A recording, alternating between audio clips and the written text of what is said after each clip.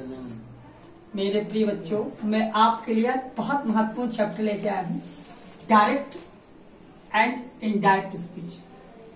So today we will discuss about what is direct speech and what is indirect speech. First of all, we will discuss about direct speech. सबसे पहले हम direct speech के बारे में बात करेंगे कि ये डायरेक्ट स्पीच क्या है। ठीक है, डायरेक्ट स्पीच क्या होती है और डायरेक्ट स्पीच को कितने भागों में डिवाइड किया जाता है। सबसे पहले हम एक पार्ट लिखते हैं जो डायरेक्ट स्पीच का हम एक एग्जाम्पल लेते हैं। एग्जाम्पल के माध्यम से हम आपको समझाते हैं। जैसे राम सेज टू सीता। राम ने सीता से कहा, I am going to forest. मैं जो है जंगल जा रहा हूं। ठीक, ये बात राम ने सीता से कहा। ठीक, अब पहले हम बात कर रहे थे कि डायरेक्ट स्पीच क्या होती है। डायरेक्ट स्पीच वो स्पीच होती है जो वक्ता के द्वारा कहे गए शब्द होते हैं। किसके द्वारा? मतलब कोई बात जो स्पीकर कहे, कोई बात कौन कहे? जो स्पीकर कहे, और उसको जो कहते जो कहते हैं वो क्या होती है? Direct speech. और इनडायरेक्ट स्पीच वो स्पीच होती है जो वक्ता के द्वारा कहे गए शब्दों को जो कहते हो न कहकर जिसे हम अपने शब्दों में व्यक्त करते हैं वो क्या होती है? Indirect speech. डायरेक्ट स्पीच क्या है? वक्ता के द्वारा कहे गए शब्दों को ज्यू का क्यों कह देना, क्या होती है? Direct speech. जैसे राम ने कहा या राम कहता है, किससे कहता है? सीता। राम सीता से कहता है कि I am going to forest. मैं कहा जा रहा हूं? मैं जंगल जा रहा हूं। ये क्या है? ये डायरेक्ट स्पीच है। ये क्या है? Direct speech. ये क्या है? Direct speech. अब डायरेक्ट स्पीच के महत्वपूर्ण दो पार्ट होते हैं। ठीक है, डायरेक्ट स्पीच में एक तो ये होता है, इसको कहते हैं रिपोर्टेड वर्ब। क्या कहते हैं? Reported verb. रिपोर्टिंग नहीं कहते हैं, रिपोर्टेड वर्ब कहते हैं। इसको क्या बोलते हैं? Reported verb. और इधर के हिस्से को क्या कहते हैं? रिपोर्टेड स्पीच कहते हैं। क्या कहते हैं इसको? Reported speech. ठीक है, तो जो कामा के बाहर का भाग होता है उस हिस्से को क्या कहते हैं? रिपोर्टेड वर्ब कहते हैं। और जो इन्वर्टेड कामा के अंदर का जो भाग होता है उसको क्या कहते हैं? रिपोर्टेड स्पीच कहते हैं। इतना क्लियर हो गया? ठीक है, इतनी बात क्लियर हो गई। अब रिपोर्टेड वर्ब के भी कई भाग होते हैं, 1, 2, 3। इसके भी 3 पार्ट्स होते हैं। क्या होते हैं? इसके भी 3 पार्ट्स होते हैं। तो अब इसमें जैसे राम जो है, एक तो पार्ट ये हो गया राम। तो राम क्या है? राम इसमें स्पीकर है।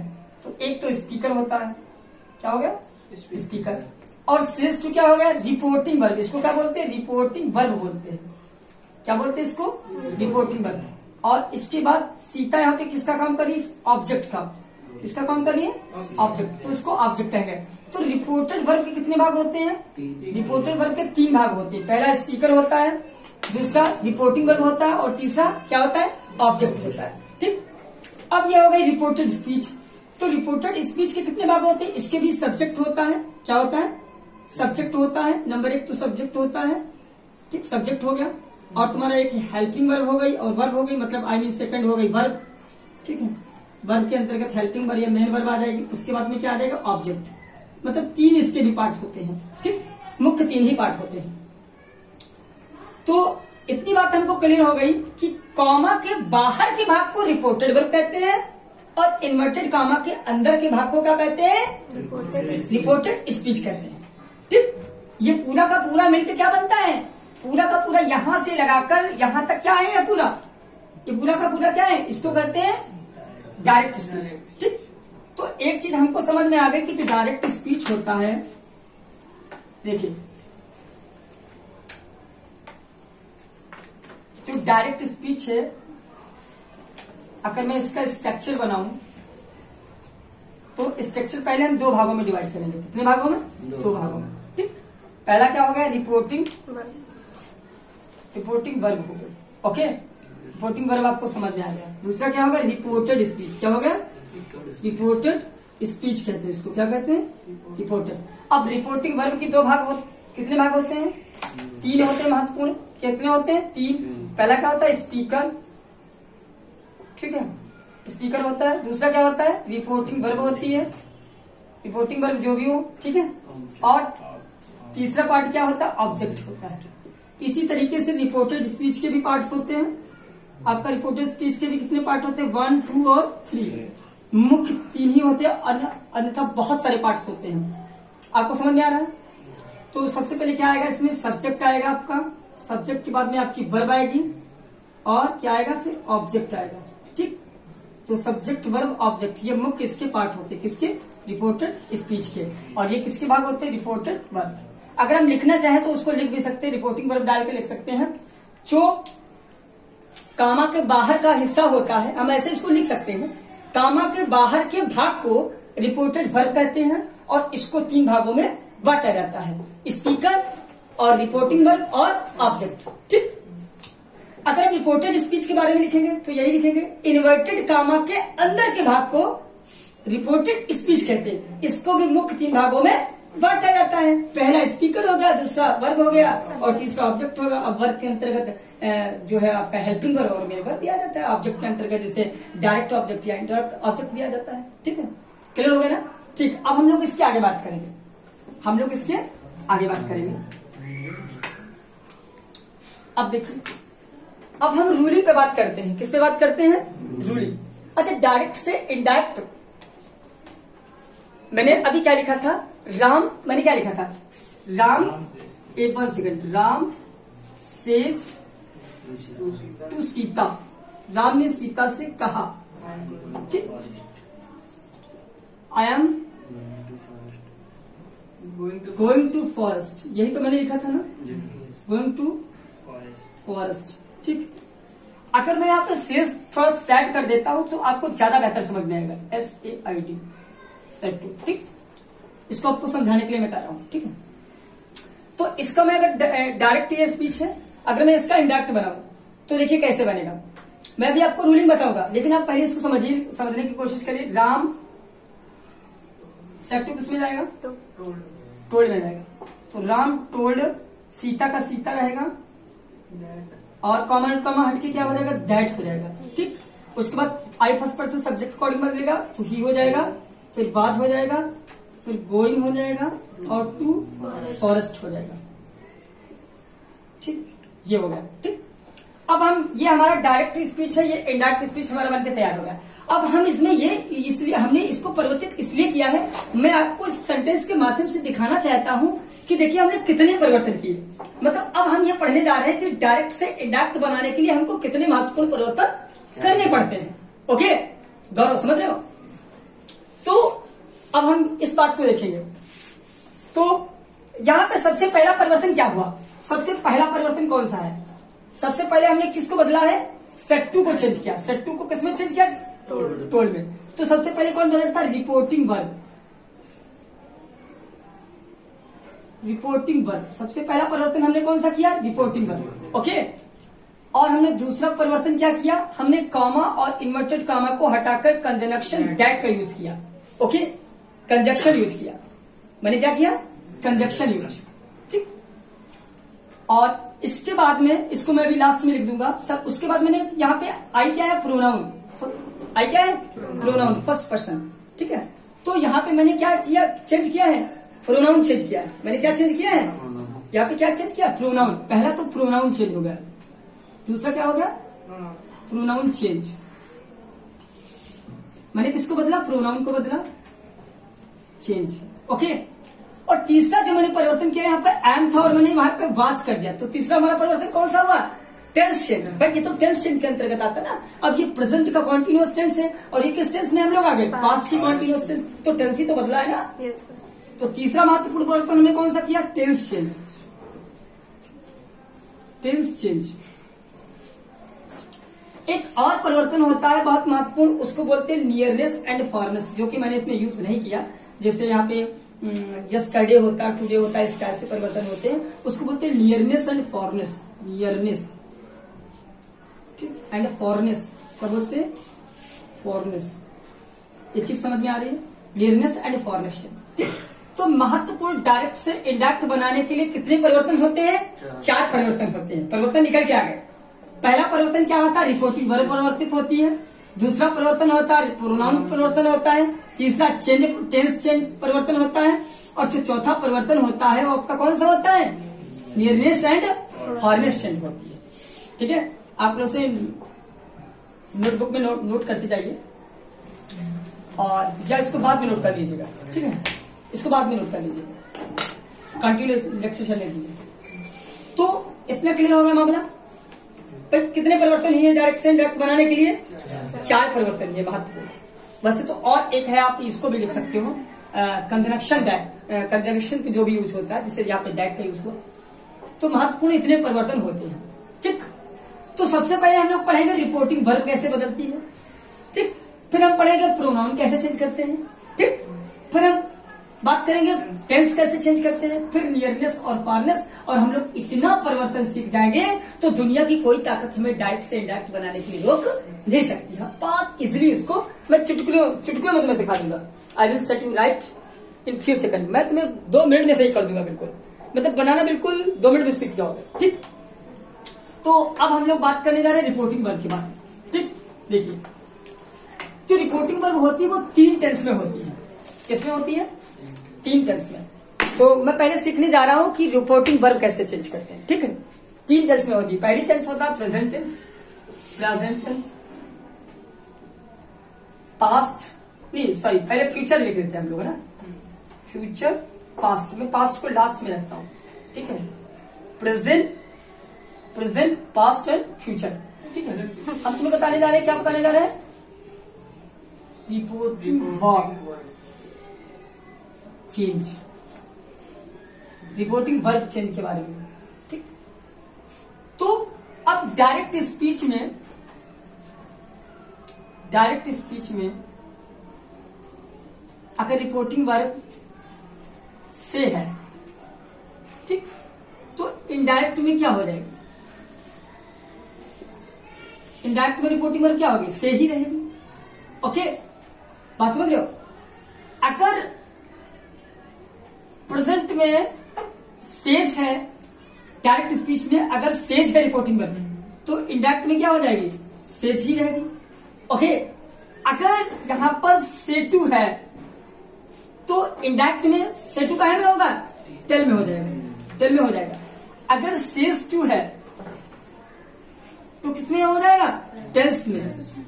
ओके, बस प्रेजेंट का ही मामला क्लोज हो जाता है।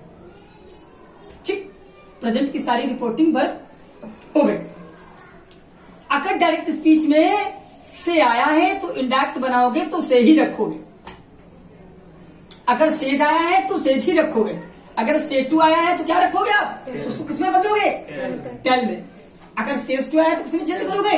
टेल्स में चेंज करोगे। Okay, any doubt Pandey? ठीक है, तो अब इसके आगे हम लोग, अब हम ये प्रेजेंट की हो गई, प्रेजेंट की रिपोर्टिंग वर्ब हमने डिस्कस कर लिया। अब हम लोग किस रिपोर्टिंग वर्ब पर डिस्कस करने जा रहे हैं? फ्यूचर की रिपोर्टिंग वर्ब पे हम लोग डिस्कस करने जा रहे हैं। ठीक, अब फ्यूचर की रिपोर्टिंग वर्ब कौन सी होती है? जैसे विल से, क्या है? Will say. अगर फ्यूचर की रिपोर्टिंग वर्ब आई है, इसको डायरेक्ट डायरेक्ट स्पीच में है और इनडायरेक्ट बनाने के लिए हम क्या करेंगे? उसमें विल से ही रहेगा, विल से ही रहेगा। अगर शैल से आया है तो यहां पर क्या रहेगा? शैल से ही रहेगा। ठीक, अगर विल सेइंग आया है, विल सेइंग, तो यहां पर क्या रहेगा? विल सेइंग ही रहेगा, विल सेइंग ही रहेगा। ओके, तो ये चीज रहेगी। ओके, ये फ्यूचर की रिपोर्टिंग वर्ब इतनी होती है। ओके, अब हम लोग पास्ट के बारे में बात करेंगे। मतलब हम ये आपको बता रहे हैं कि रिपोर्टिंग वर्ब अगर प्रेजेंट टेंस में है तो डायरेक्ट स्पीच में ये है, तो इनडायरेक्ट स्पीच में ये हो जाएगी। ओके, समझ रहे हो? फ्यूचर में मैंने कहा विल से अगर है तो विल से ही रहेगी, सेल से अगर है तो सेल से रहेगी, विल सेइंग है तो विल सेइंग रहेगी। अगर पास्ट में, अब हम लोग किस पे आ गए? पास्ट में। थोड़ा सा दूर लिख देता हूं ताकि आपको उसमें कोई डाउट क्रिएट ना हो। ठीक, पास्ट के बारे में हम लोग बात कर रहे हैं। अगर पास्ट में सैड आया है तो आपका क्या हो जाएगा? सैड ही रहेगा, SAID, सैड ही रहेगा। और अगर सैड टू है तो किसमें चेंज हो जाएगा? टोल्ड में। ओके, ये है इसका रिपोर्टिंग वर्ब चेंज करने का तरीका। ठीक, ये क्या है, रिपोर्टिंग वर्ब चेंज करने का बहुत बेहतर तरीका है। तो आप समझ चुके हैं कि रिपोर्टिंग वर्ब किस तरीके से बदलेगा। ठीक, अब एक कॉन्सेप्ट सुनिए, एक कॉन्सेप्ट बहुत ध्यान से सुनिएगा। यदि रिपोर्टिंग वर्ब प्रेजेंट टेंस और फ्यूचर टेंस में है, यदि रिपोर्टिंग वर्ब प्रेजेंट टेंस और फ्यूचर टेंस में है तो रिपोर्टेड स्पीच के टेंस में परिवर्तन नहीं होगा। मतलब टेंस बदला नहीं जाता है। ओके, टेंस बदला नहीं जाता है। आप चाहो तो इसको नोट भी कर सकते हो कॉपी में। यदि रिपोर्टिंग, नोट कर लीजिएगा कॉपी में, यदि रिपोर्टिंग वर्ब प्रेजेंट टेंस, यदि रिपोर्टिंग वर्ब प्रेजेंट टेंस या फ्यूचर टेंस में है तो रिपोर्टेड स्पीच के, बोलिएगा नहीं, रिपोर्टेड स्पीच के टेंस में, रिपोर्टेड स्पीच के टेंस में कोई परिवर्तन नहीं होगा, कोई परिवर्तन नहीं होगा। ओके, किंतु प्रोनाउन में परिवर्तन होगा, किंतु प्रोनाउन में परिवर्तन होगा। ठीक, अब हम लोग देखते हैं एक और रूलिंग लिख लीजिए।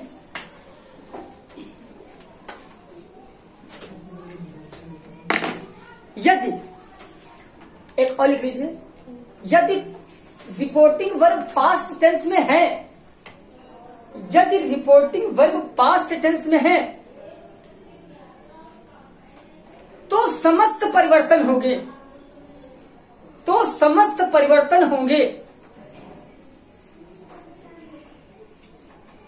किंतु यह नियम, किंतु यह नियम किस पर नहीं लागू होगा, यूनिवर्सल ट्रूथ, यूनिवर्सल ट्रूथ, ये लिख लीजिए, यूनिवर्सल ट्रूथ पहली चीज। दूसरी चीज historical truth, historical truth, universal truth number 1, historical truth number 2 और नंबर 3 आपका हैबिचुअल ट्रूथ।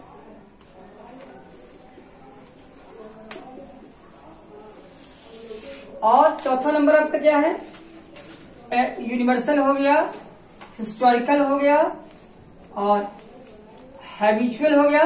और जो फ्रेज या कोई सेइंग है, क्या है, कोई सेइंग वगैरह आई है। सेइंग का मतलब क्या होता है, कहावत या एडियम्स, फ्रेजेस वगैरह भी कह सकते हो। ठीक है, अगर ये चीजें आई हैं तो इन पर रूल लागू नहीं होगा। सबको दैट अगर आ गई, कहावत आ गई, honesty is the best policy, तो honesty was the best policy नहीं करोगे, भले रिपोर्टेड वर्ब पास्ट टेंस में है। ठीक, अभी समझ में आ जाएगा। ये नोट डाउन हो गया। ओके, देखिए नेक्स्ट, मैंने अभी जो लिखा है मैं उसको फॉलो करता हूं। आप देखिए, मैंने लिखा राम सेज टू मोहन, राम ने मोहन से कहा, Ram says to Mohan, comma inverted comma, Rakesh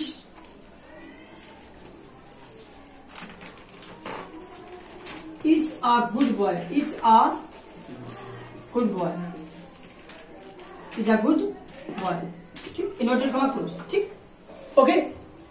तो अब देखिए, राम हो गया ना, राम का राम हो गया और सेज टू किसमें चला जाएगा, टेंस। अभी बताया था किसमें जाएगा भाई, सेज टू किसमें जाएगा, मैंने बोला था अभी ना, सेज टू किसमें जाएगा, टेंस में। मोहन का मोहन लिख देंगे, कैपिटल में लिखेंगे और कॉमा इन्वर्टेड कॉमा को हटाकर कंजंक्शन दैट का यूज करेंगे। कॉमा इन्वर्टेड कॉमा को हटाकर कंजंक्शन किसका यूज करेंगे, दैट का यूज करेंगे। ओके, तो दैट कंजंक्शन हमने लगा दिया। ओके, अब मैंने क्या बताया था कि टेंस में कोई परिवर्तन नहीं होगा।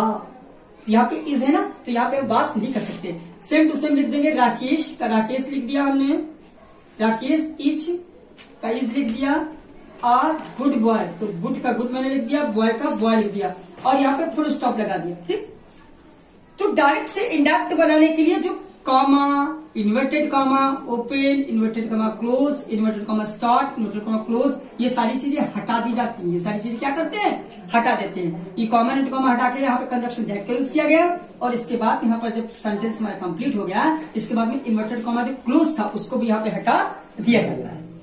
ओके, ये कॉन्सेप्ट क्लियर हो रही है। तो देखिए मैंने यहाँ पर टेंस में परिवर्तन नहीं किया, मैंने रूल अभी लिखाया था कि यदि रिपोर्टेड वर्ब प्रेजेंट टेंस और फ्यूचर टेंस में है तो रिपोर्टेड स्पीच के टेंस में परिवर्तन नहीं होगा।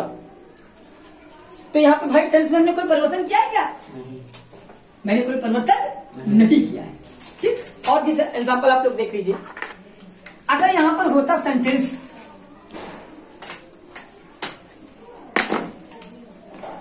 I say to I say to Kapil, मैंने कपिल से कहा Radha is a beautiful girl, full stop, note करो। मैंने कपिल से कहा, कि मैं कपिल से कहता हूं, सॉरी कहा नहीं कह सकते हो, कहता हूं, पास्ट में हो जाएगा, कि राधा जो है एक ब्यूटीफुल गर्ल है, खूबसूरत लड़की है। तो आई क्या हो जाएगा, आई, और सेस टू किस में जाएगा, से टू किस में टर्न करना है, टेल में, किसने, अब हम नहीं टेल में, ठीक, टेल में चला जाएगा ना, टेल में हो गया। और कपिल का कपिल रहेगा,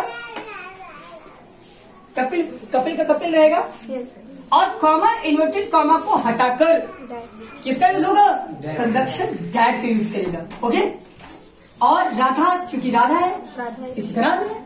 और वैसे भी अभी आपको जब मैं पर्सन चेंज सिखाऊंगा तो राधा थर्ड पर्सन के अकॉर्डिंग आता है, थर्ड पर्सन, तो थर्ड पर्सन नो चेंज, अभी मैं उसके बारे में बात करूंगा।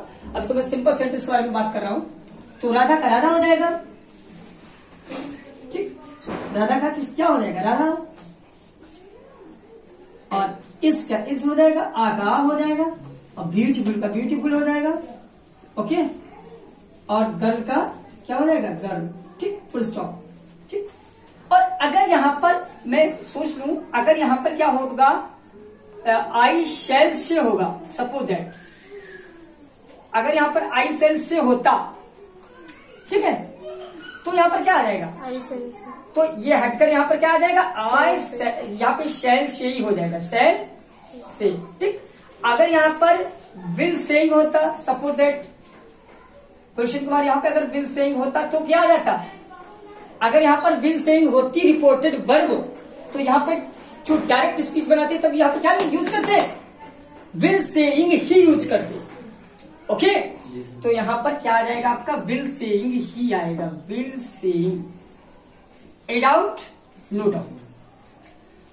तो मैंने आपको बता दिया कि किस तरीके से प्रेजेंट की रिपोर्टिंग वर्ब आने पर रिपोर्टेड स्पीच के टेंस में परिवर्तन नहीं होता है। ओके, लेकिन उसके आगे मैंने एक और भी पॉइंट लिखाया था, किंतु प्रोनाउन में परिवर्तन होता है। प्रोनाउन में क्या होता है, परिवर्तन होता है। ठीक, अब हम लोग प्रोनाउन चेंज के बारे में बात करेंगे। किसके बारे में बात करेंगे, प्रोनाउन चेंज के बारे में बात करेंगे। ठीक है, देखिए